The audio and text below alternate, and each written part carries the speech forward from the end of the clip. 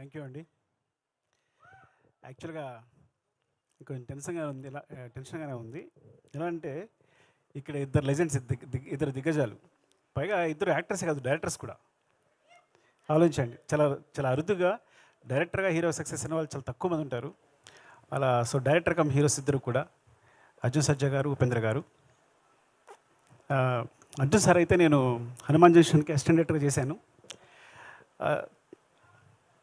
Assistant director చేసేటప్పుడు, ఏడిగా చేసేటప్పుడు దూరం నుంచి చూస్తుండిపోయాను ఆయన్ని. అంటే చాలా కంపోజ్డ్గా, ఇప్పటికీ అదే బాడీ లాంగ్వేజ్, అదే నవ్వు, చాలా వెరీ, అంటే ఎవరైనా అడ్మైర్ అయిపోతారు, ఎవరైనా అట్రాక్ట్ అయిపోతారు ఆయనకి. ఎవరైనా ముందు ఆయన్ని రెస్పెక్ట్ ఇచ్చేస్తారు. అట్లా ఉంటుంది ఇప్పటికీ బాడీ లాంగ్వేజ్ కూడా. అప్పుడు కూడా సెట్లో కూడా అంత కంపోజ్గా బిహేవ్ చేసేవారు.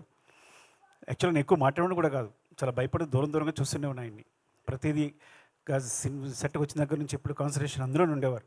అయిపోయిన తర్వాత ఏదైనా. సో అంత డెడికేట్గా వర్క్ చేసేవారు.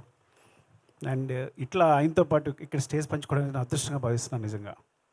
అంటే లైఫ్లో ఎలాంటి ఇబ్బందులు వచ్చినా, ఇప్పుడు జై హింద్ సినిమా బాగా గుర్తు. అంటే కొన్ని సినిమాలు అయితే ఆయన క్రూషియల్ పొజిషన్ ఉన్నప్పుడు తను సొంతంగా అన్ని డబ్బులు పెట్టి డైరెక్ట్ చేసుకుని తన తాను హీరోగా ఎస్టాబ్లిష్ చేసుకున్న డైరెక్టర్ కమ్ హీరో ఆయన. చాలా తక్కువగా జరుగుతుంది అది. అంటే ఆయన నిలబెట్టుకున్నారు మొత్తం అంతా పెట్టేసి. సో ఒక ఫాదర్ ఎమోషన్ తెలుసు నాకు. సుకృతి హీరోగా చేసినప్పుడు, హీరోయిన్గా ఒక సినిమా చేసినప్పుడు ఇందాక కూడా అదే చెప్పాను.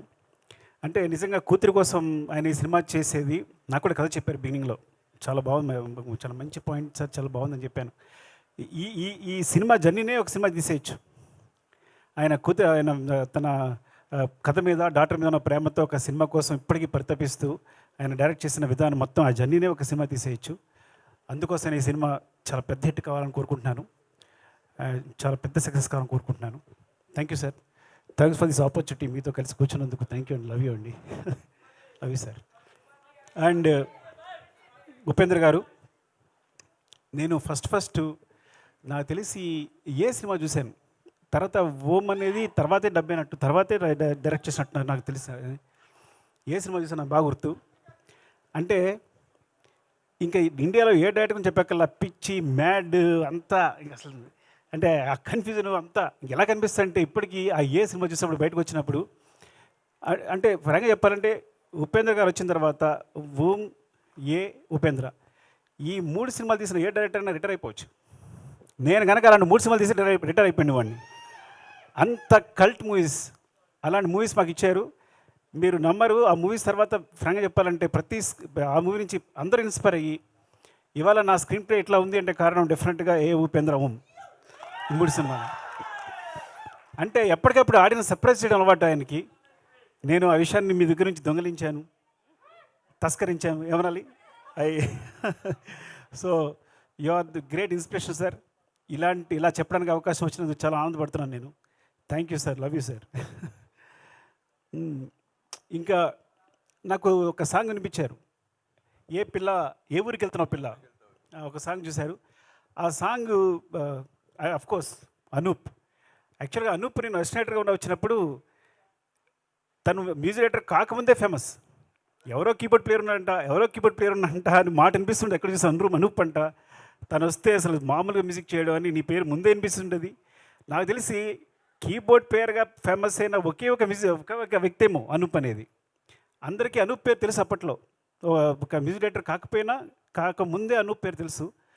సో దాన్ని మ్యూజిక్ అంతా ఎప్పుడు ఎంజాయ్ చేస్తాను. Very big fan of him. Especially మున్నాలో నీలి మేఘాలు లేకున్న సాంగ్ ఫస్ట్ నాకే వినిపించాడు మున్నా, చాలా బాగుంది అనిపించింది. అండ్ ఇందులో ఏ ఊరికి వెళ్తున్న పిల్ల నేను ఒక్క సాంగ్ విన్నాను, మిగతా సాంగ్స్ కూడా చాలా బాగా వచ్చారు సార్, చాలా బాగుంది. థ్యాంక్ యూ అండి, ఆల్ ది బెస్ట్.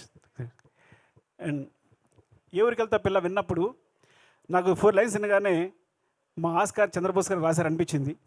వెంటనే తెలిసిపోయింది నాకు. సో ఆయన ఆత్మ నాకు తెలుసు కాబట్టి ఒక 3rd, 4th లైన్ అని అడగక్కర్లా ఎవరు రాశారంటే చంద్రబోస్ గారని. అండ్ మా జర్నీ చాలా మొదటి నుంచి ఆయనతో జర్నీ చేస్తున్నాం, మీ ఇద్దరం రాసుకుంటాం.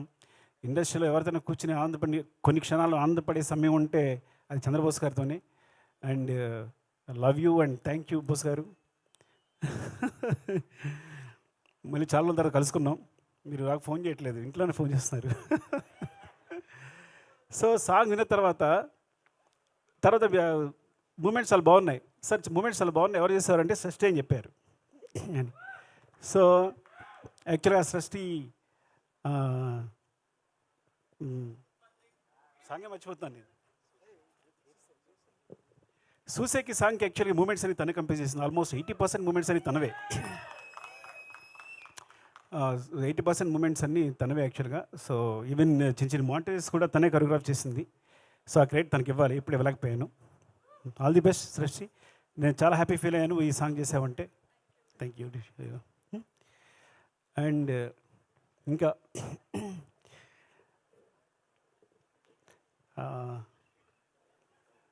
తన పేరు ఐఎమ్ సారీ సిరి,